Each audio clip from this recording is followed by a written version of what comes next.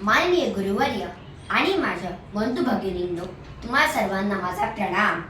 मी निष्ठा सुदीप संखे, इयत्ता 7वी ड ची विद्यार्थिनी आज आपल्यासमोर हिकणची कथा प्रस्तुत करीत आहे. छत्रपती शिवाजी महाराजांनी मराठी साम्राज्याच्या राजधानीसाठी किल्ले रायगड उभारला. 4400 फूट उंच असलेल्या या गडावर दरवाजाशिवाय कोणताही येण्याचा मार्ग नव्हता. असे म्हटले जायचे की रायगडाचे दरवाजे बंद झाले की खालून वर जाईल ती फक्त हवा आणि वरून खाली येईल ते फक्त पाणी. पण या गोष्टीला अपवाद ठरवणारी एक स्त्री म्हणजेच हिरकणी. किल्ल्या रायगड खाली काही अंतरावर वाकुसरे नावाचे एक छोटेसे गाव होते. त्या गावात एक धनगर व्यक्तीचे कुटुंब राहत होते. त्या धनगर व्यक्तीसोबत त्याची आई, बायको, हिरा व त्याचे छोटेसे बाळ राहत होते. दूध विकून मिळणाऱ्या पैशातून ते घराचे पालन पोषण करत असत. त्याची बायको हिरा रोज सकाळी गडावर दूध विकण्यास जात असे. एके दिवशी ती रोजच्या प्रमाणे गडावर दूध विकण्यास गेली. ती गडावर पोहोचली आणि तिने दूध विकले. कामे करता करता तिला वेळेची जाणीवच झाली नाही. गडावरून तोफांची गर्जना झाली.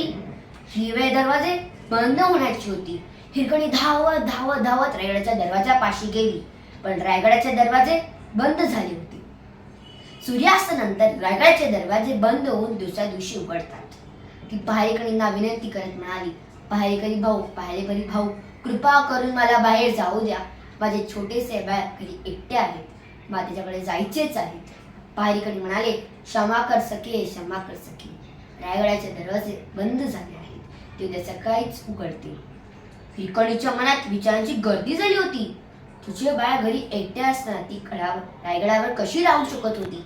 तर दृढ निश्चय केला की ती तिच्या बाळाकडे जाईल.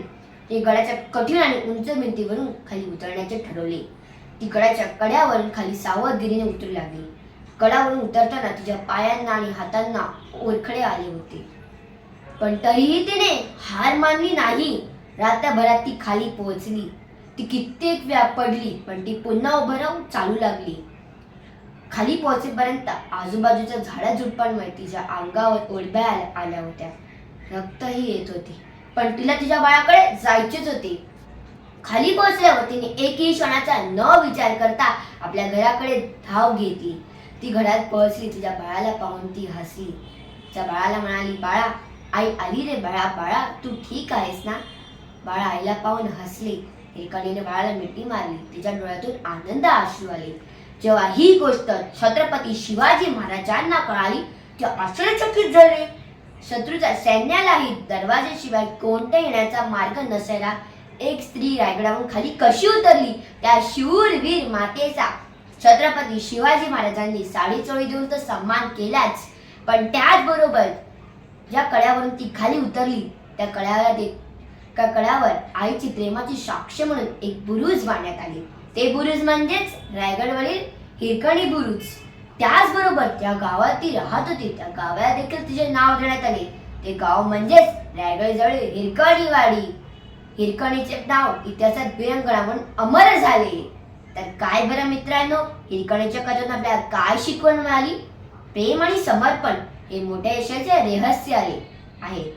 माय ममतेचा झरा जिथे अखंड वाहतो, माय ममतेचा झरा जिथे अखंड वाहतो, आई शब्द मातृत्वाचा तिजला शोभतो, तिजला शोभतो. धन्यवाद.